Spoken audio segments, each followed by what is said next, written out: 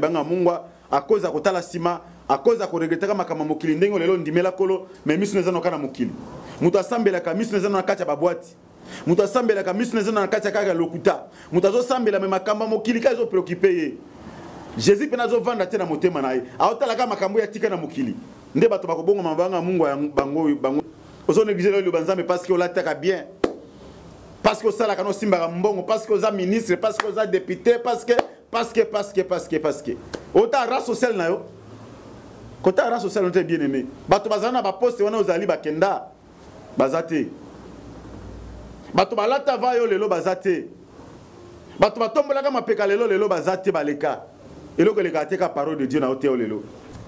Alors ba nation de toza na nzambe solo mais lelo ba nation bazolongwa bakena Israël bakezo batalit bakezo babilo kili bakena ba maya Jourdain bien aimé eza ba erreur ignorance grave.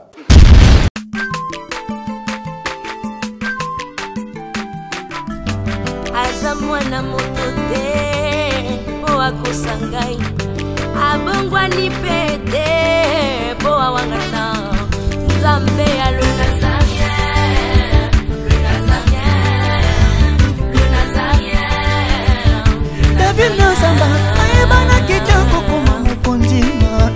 atako babakola ki mafuta na mosakolima lelo ya yo bolingo ebakelile Nazareth lipamboli oyo emonana katempeni mama kantelobi kolapie mapapu masopi mafuta tokokisi ena elongo na nzambe oyo babenga na makomi Jésus.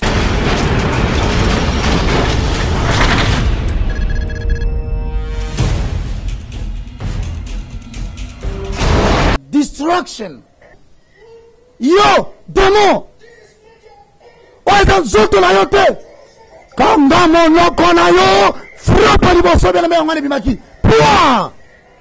Ah, bandeko balandi papa mama balinga mina kati na nkolo. Nde boye topesi bino programme ya sika na nazareentv.com. Baonyo so balanda kabiso dorénavant. Boko remarquer que topesi bino programme ya sika. Un programme ozo pesa bino mateya nanzela ya industrie ya cinématographie. Et donc à partir ya semaine oyo bani kolanda programme ya film nigérian na kati na yango mateya ezali. Loyambo ezali nyonso koko peso makasi po telema na kati na kondima. Mais tolobi na batu boye o nyonso azolanda biso ndenge komami na Ésaïe chapitre 2 le verset 1 à 3 et bakisami na Michée chapitre 4 le verset 1 à 4 bandeko l'église est en train de piloter le monde. Voilà pourquoi corps de Christ mobimba ezala en Amérique, ezala en Europe, ezala en Australie, ezala en Afrique, ezala en Asie, to sangani lokola batu moko yo mutolingi offert connaître œuvre na yo au travers spot to bengio yaka awa dorénavant biso bana nzambe to sangani pour la kosala loko moko osala posa offert connaître entreprise na yo yaka parce que mokili ekobosa na longi na yo lobi ekobosa na musala zo sala ekobosa na peut-être kombo na yo na eloko mokili kotika la kobosa na te eza œuvre oyo sali otien na service ya nation. Et donc Karamini était bien aimé na katia ba film nigérien le moindre de tous l'évangéliste Roger Baka okoki kokota en contact na biso pour que ensemble to permettre yo de l'autre bout du monde na côté asuka mokili suka moto moko asusola que mwana na nzambe moko azani loko moko quelque part to landaki yango to tia maboko pour kende liboso. Et donc nkolo apambola bino bani meko na biso ezali boye yango bokoko benga biso. Voilà pourquoi na senga yo mtoza na ndako ozana sport na yo pour la campagne pour la conférence et surtout pour la entreprise pour ça exister na poto oyo libanda bayebi yango te occasion pesa melio na Nazarene TV toyambio na ba numéro na biso. Alors bon manquete parce que vous avez film nigérien tozo ko interpréter yango tozo te na kati tozo te ba verser tozo yema avant que to garder la carte distraction moko scène na bino so bolandi biso kolo apambola bino. On se retrouve na extrait de cette tope sabino. Restez branchés, que Dieu vous bénisse. Nkolo apambola bino abongwa ni pete po awangana nzambe ya le Yahweh na pesio merci. Kuma masanjula mai osali surtout za liboso ya présence na Yahweh. Na pamboli na netulio. Bible biki mutazobika kana kolia pe komelate mais mutazobika na maloba nyonso ozobima na monoko non Seigneur. Bible biki otinda ki liloba pe liloba ngwe biki saki Seigneur des anges. Na recommander enseignement na sina loboko na yo tike ke nzambe osimba motema ya moto nyonso akoyoka enseignement oyo Seigneur des anges. Kolo na mitiki na maboko na yo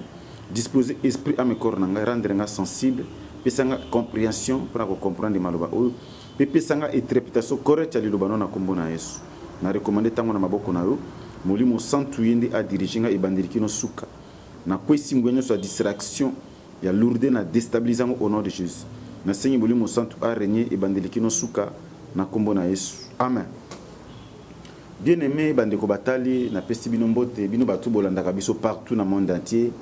na www.nazarientv.com Nzambe apambola bino tokute na susu bino tokute na bino susu lelo comme d'habitude ndenge tozokutana na bino chaque samedi tozana ba enseignement na biso na ba prédication ndenge na bisano toujours nazokoba toujours na enseignement si enlèvement de l'église biso bato tondimeli kolo na yibisaka bino mettre fois que tondimela kolo kaka po to bala to bota to voyager te mais bit ya liboso oyo mutazo ya kondima kolo ke kolo azala mokonzi pe mobikisi na ye première chose ezalaka royaume des cieux soki royaume des cieux ezalaki te ntango mosusu kosambela na biso ngai ezala pamba ntango mosusu biso bao totika kosambela déjà parce que tongo tomona litomba na yango te mais lelo oyo bakretien ebele miso na bango ezalaka na makambo ya mokili lelo oyo basena nzambe ebele batalisi batuka makambo ya mokili oke bebi ke mokili koleka likolo na se meme koleka Jésus moko bayeke non chercher premièrement le royaume des cieux premièrement donc avant na nozwa libala avant na no voyager avant na no bota avant sala nyonso kosala liboso ntango moto andimeli likolo eloko ya liboso moto alukaka bokonza likolo. Alors nalakisaka bino na baenseignement c'est vrai adorateur ndenge ni baluka bokonza likolo to pe mikolo koya tokolakisa bato ndenge ni moto akozwa bokonza likolo bazongaka ntango moto abongoli motema yambi Jésus kaza Seigneur et Sauveur moto akomi abotami mbotama sika akomi nouveau converti nde moto azui grâce mais tokolobela ngo mikolo koya tozapima kuna te yango biso miso na biso etala kaka bokonza likolo to mona pesa bino ne bandela enseignement ok non ba signe o Jésus apesa ki biso ki alinga zonga to moni yango to moni ba faux prophète ba komi belé na monde to moni makambo mabe komi to moni mibali na mibali bazobalana to moni basi na basi bazobalana to moni mutu abali nyama abali mbwa de manoti kotala image moko bandeko mo batindelaki ngai na Afrique du Sud mwasi aboti me elongi ya mutu mais côté nzoto boye nyama ça veut dire mélange ya mutu na nyama tala makambo ngo bona biso kusuka moté parce que ezaka ka basine du temps ezaka ka bilembo suka yo mutu zolanda biso okatatina tango zomona ba accomplissement parole zomona ba tremblement de terre zomona ba guerre zomona ba nzala zomona makambo belé ongano toyebi yeba ke mwana mutu akomi pembeni ndenge tulobaka ke azali koya makoleza na nzela oui Jésus Christ makoleza na nzela bien aimé yo mutu zolala nanu tika osekwa parce que Bible bino mokanda Ephésiens que non racheter le temps car les jours sont mauvais bien aimé mikolo komi akobeba tango komi mokuse bongola motema na yo nazokoba toujours na enseignement na tina l'enlèvement de l'église na ebisa ki bino église des animes l'église ezaka te l'église oke na ba temple kosambela oui kuna peza mabete mais wana eza ba église obenga ba église locale na ebisa bino ke bato bakozala lever bato baza na kati église corps du Christ église ngo tozo ba benga mwasi akolo o esangisi minoko nyonso esangisi ba pays nyonso ezaka ka ne bandeko na biso ba noiro ba bungi nzela bazo ba nzambe bato mwindo azalaka nzambe mindela azalaka OK Bible zo ba na biso ke au commencement était la parole et la parole était avec Dieu et la parole était Dieu. Boye bisanga lilo banza meza na couleur ni. So bi ke Jésus azamba mindele. Non. Yesa ki beke lokola lingaki mokili atindaki ka mwana moko akufela biso. Alors nzamba na couleur te bande kona biso ba congolais bazo se tromper nzamba ba noir Jésus Christ nzamba ba soki ndenge nini ezaka ka parce que esprit antichrist zawana yango to moni ki bato fo ba bima parce que biso do tala dia ke tango ese koki baza bato basi ba perdre sans sa vie baza bato ba bimi po ba telemela kolo mais toza kuna te nzamba bato mundu azaka te nzamba azaka moko tozaka ka nation na Israël. Alors oye banzamba bato mundu wana ba enseignement moko ezama ba enseignement moko diabolique vraiment biso do la nangote les autres zo nazo ko ba toujours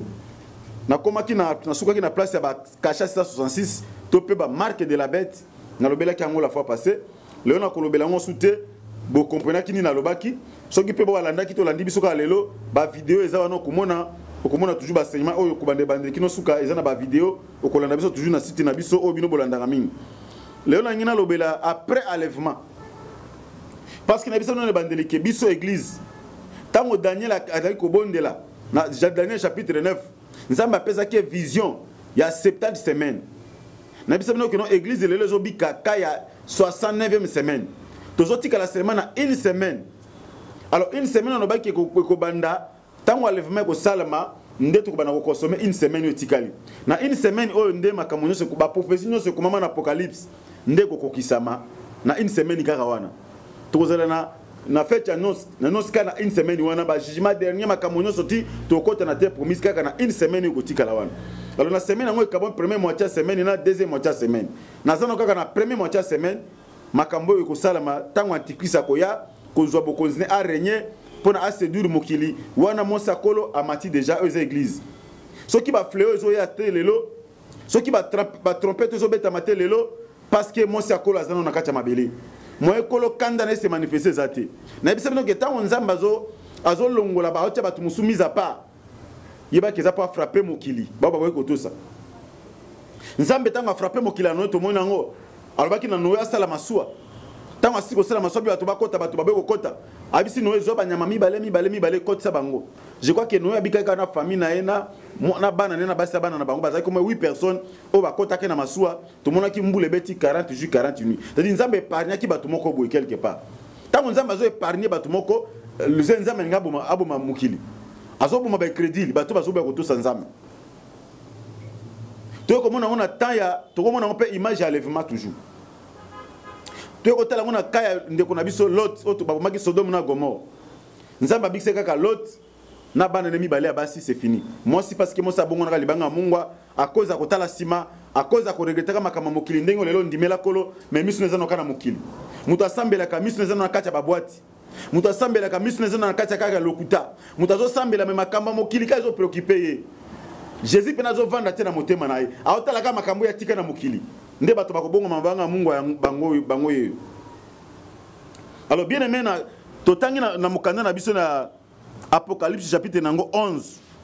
eza pena mulai moyo kotanga ngo ezate parce que ngonga na biso vraiment eza mokuse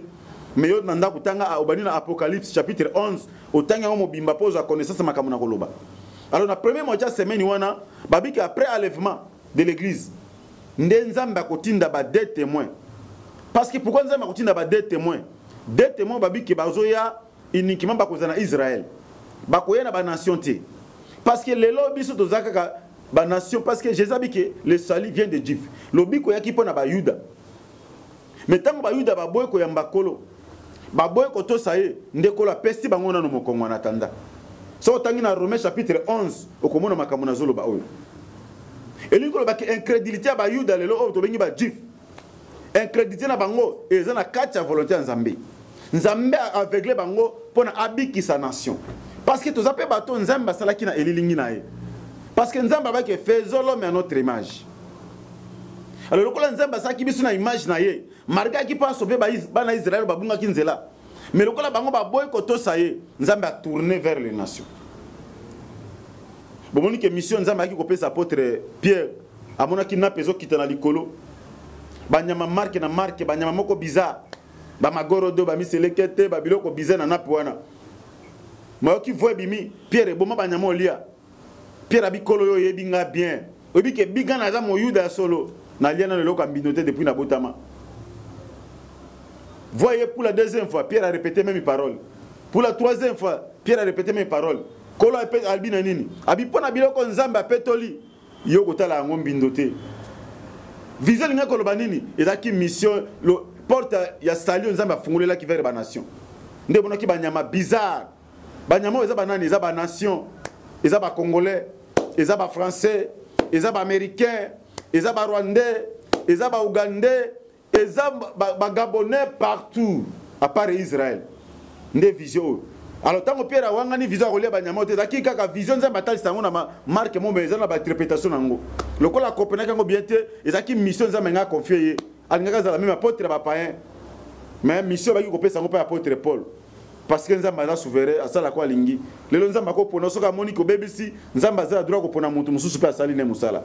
nzamba za nzamba ba diversité yango pa nzamba to saka fierté parce que nzamba za na bana belé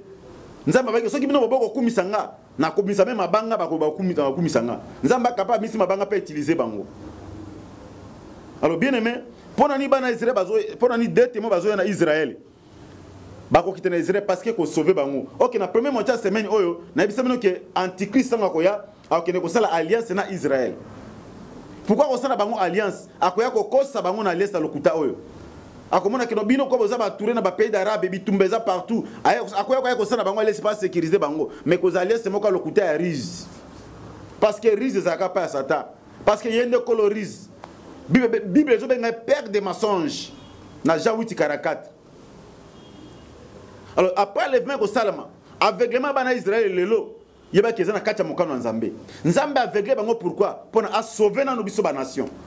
yango atena no côté na bango aveuglement yango mona ta jif lelo soko teye parole de Dieu yebi c'est Jésus a ondimote parce que bazana na kacha sommeil balali bazana na kacha aveuglement yango za mawana bino biso ba nation tozoke ko lukasu nzambe na Israël tozoke zuna mira la matation ko sala nini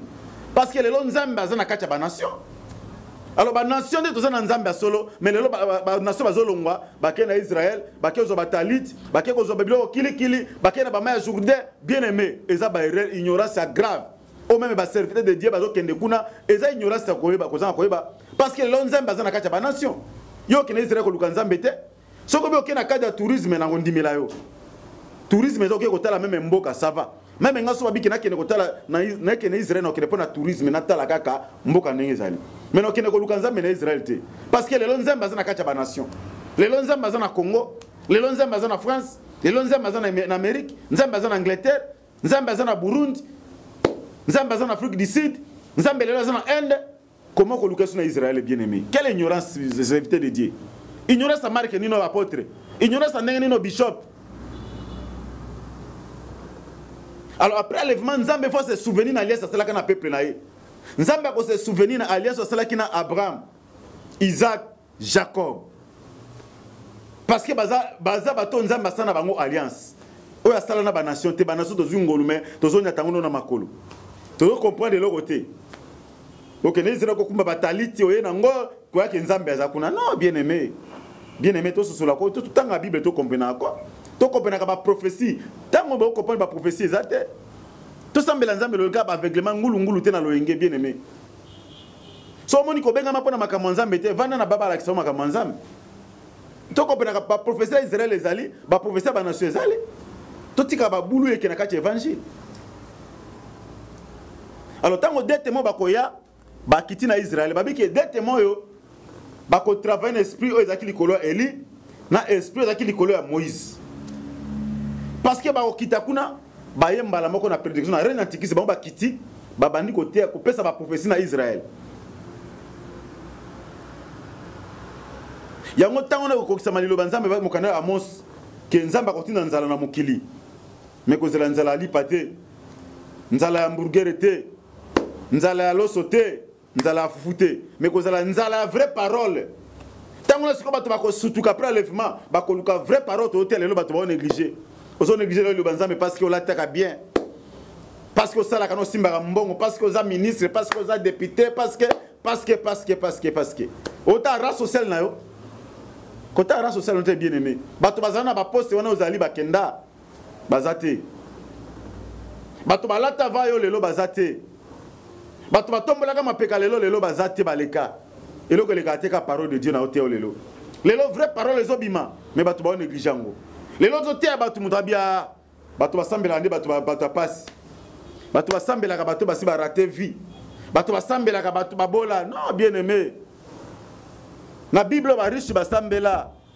Yo ndo zana ignorance. Nzamba za likolo biloko nyonso.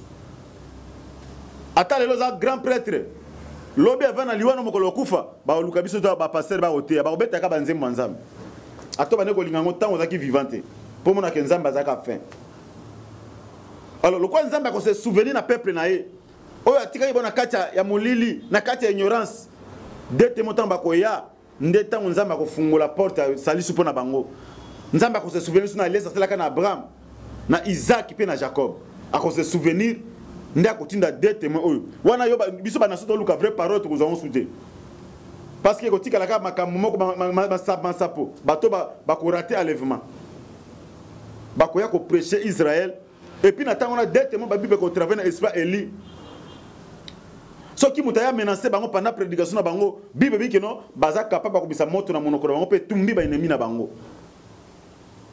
parce que tout le monde même Eli qui dit sa moto eziki sabato ya ba bi ko travailler na esprit Eli ya moto ba keno ba deux témoins ba ko ya ezaka esprit Eli na Élisée na Eli na Moïse plutôt parce que deux types ya bato yo baza ba type ya Christ tout le monde Moïse akufaki na désert. Mais tout le monde Eli azla enlevé à Kenda. Eli ngul bake bato musu bazaka tina kolo lelo bato bandimeli Jésus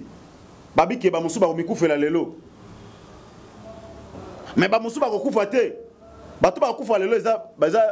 eza Moïse. Ba kokufa bi ke mais mukola lèvement bangonde ba kozala ressusciter premièrement ba ko précipiter biso. Après biso ba tout tika na bon moindi to kuta na bango na mipepe bisika to keno sa fait annonce alors to mona ki Eli bazaki aleva kufa kite na bo moto boye na miso Élisée turbia et memaye akenda Eli ko ba ke bato musuba na nzambe bandimeli nzambe ba ko kufa na te ba ko za na bon moi mukola levement ba ko za transformer ba ko lata nzoto mosusu nde ba ko matana ngoli kolo yango mona ka deux prophètes yo baza bato moko ba bibe zo benga ba chandelier et on va chandelier mi balé et on va des oliviers alors bako de tout na esprit wana pendant prédication na bango baza capable ko arrêter mbula nana arrêtaki mbula ezaki toujours Eli pendant 3 ans et demi mbula ezobetati ben bato bako ya de témoins baza na capacité wana pendant ba prédication na bango mbula ko so ba moni ke mbula linga péché po bako ya na ba moko calculer Bible dit qu'il va faire 42 mois. 42 mois de 3 ans et demi. Il y a une mission pendant 42 mois côté à Israël. Il y a une prophétie ébélée. Voilà pourquoi le Seigneur bon la moté ma bien-aimé. Biso no tozungo lulelo. Bato zaki mosika sali. Bato kola bika yaki pona bana Israël yaki pona bisote. Mais bangolo biso tozu ezaka ngolu. Biso ba to saka na l'évangile ba nation tozuka ka ngolu liboso na Nzambe. Mais tant na biso to sela ngo ba nation. Mais tant on enlèvement église de Salami, yeba que pour la nation c'est fini. Là, makila Jésus-Christ et son influence te likolo mukili. Saint-Esprit okenda nae. Là comité passe parce que to comme na règne antichrist. Le salut ko za lisusu te pour na nation. Porte ko kangama déjà parce que ba nation lelo bazo bateke lelo za époque ba nation to profiter to ndimela kolo parce que mikole koya après enlèvement nzamba kudinda des témoins uniquement na Israël. Alors babi ke bato ba ko travailler na ba esprit Elina Élisée na Elina excusez Elina Moïse. Ba ko pesa ba prophétie na bango. Ba ko sa ba miracle marque na marque pour na bazong sa peuple yo. O bazaki ben crédit lo nzambe mo akangi mitema na bango na no po a sauver biso na ba nation. Alors bien aimé, yo moto za kati na ba nation ko sala ka ko zoka maloba nzambe na pamba te. Makambo tozolo bela oyo eza makambo nzambe a révéler biso. Eza mission nzambe apesi biso to teya. Makambo sengolo bongo la motema lelo ko pusa ngolo bité. Parce que obiki na ko bongo na sana no vie. Na bota no ko na bota mina sakana nanu. Nzoto esepela nanu oyebi mokolo liwe ko zote. Bato bakufi lelo, baye bagita ba kufa lelo. Bato bakufa dimanche, baye bina nteke bakufa dimanche. Yango biso toza prêt à kobongisa ka vie na biso chaque jour. Parce que tu habites mon colonie, mon bain na biso libala zozong. Mutu moko a habité. Même ba ange va habiter. Biso tozaka toujours prêt. Parce qu'il y a lelo na 18h. Aki ko ya na minuit, to se préparaka. Babi que dès témoins autant ba ko ya babandi ko prêcher. Ba zape capable, ba ko zala capable ya ko pesa ba trompette. Ba trompette ko beta bakoya bakopesa bakanda ekokwisa bakanda nzambe kati ya peuple parce que bakoya na nguya nzambe akopesa bango pouvoir mosusu parce que mokolo mokilo antichrist akiti nzambe akodoubler bango force o baloba kama lobi makambo esalami et oza makambo atiko taki sikoyo parce que nzambe akosela bango puissance parce que monguna na ya antichrist aza déjà wana il faut nzambe doter bango na ba puissance mosusu babike pendant prédication na bango bakobeta mokili na ba makambo ebele na ba makambo ko ya ebele bango ba bwana sala alors mokili mobime ko ina bango parce que mokili ozana ba passe ebele nzamba kotinda ba fleur ebele mais to ko la ba fleur na prochaine fois to ko la na semaine zoya ko mama ikozala ba trompette ne ko beta ba trompette ngoza pourquoi to ko la ba trompette je crois que semaine wana nina pesa nona nkaka deux témoins musana bango bakoya ba ko wana ba ko sensibiliser bana Israël côté pour na ba zongisa bango toujours na nzela ba ko pesa ba prophétie pour na ba tesa mo ke moto bobomaka moto bino boniaka kufaki na Golgotha ndeye mobikisi moto bengaki mwana David papa ni asala mabaya ba ko reconnaître siko ke kolo na biso ki ko sauver biso lelo mo ba comprendre ngo zate parce que nzambe aveugle na no bango même bino to ke na ka ba Israël wana soko bengi jifote makama nzambe akondi melona nte lelo bazana kacha ba kabal na kacha ba mystiko bino ba pasteur ba naso ba okene kozwa ba taliti ba magie ba okota na ba kabal jif bango baza peuple eli ba kozala ba kozaka sauver mokola suka ba kotindela bango des envoyés ba koza pona bango o ba ko ba sauver peuple wana yo kokota na distraction ya bana Israël te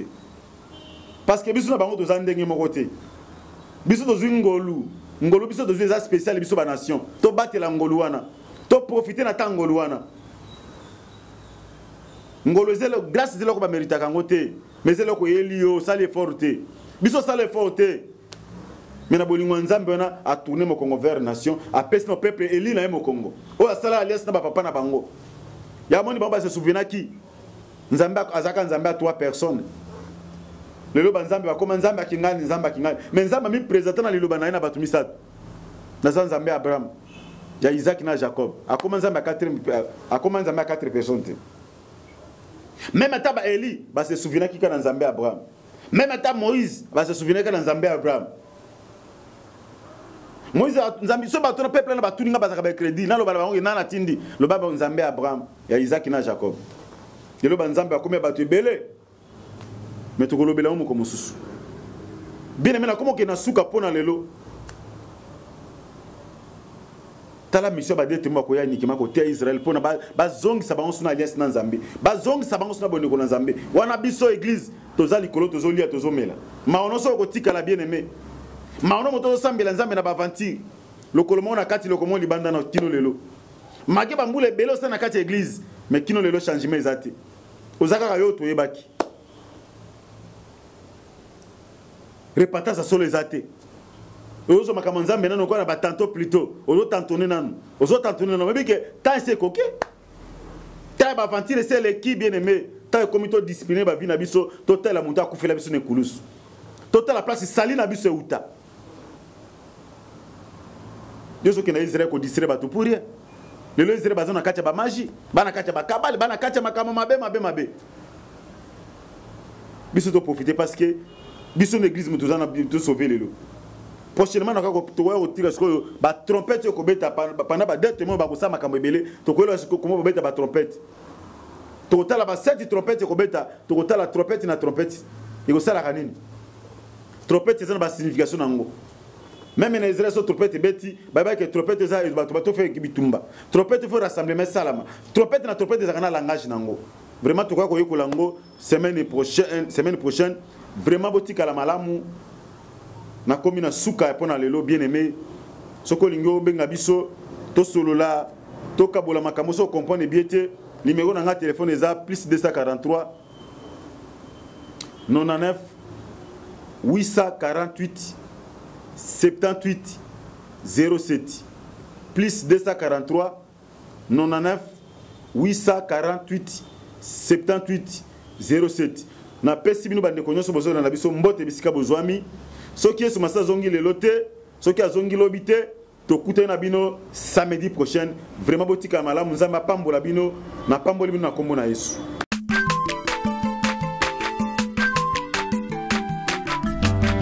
naza mwana moto te po akosa ngai abongwani pe te po awangana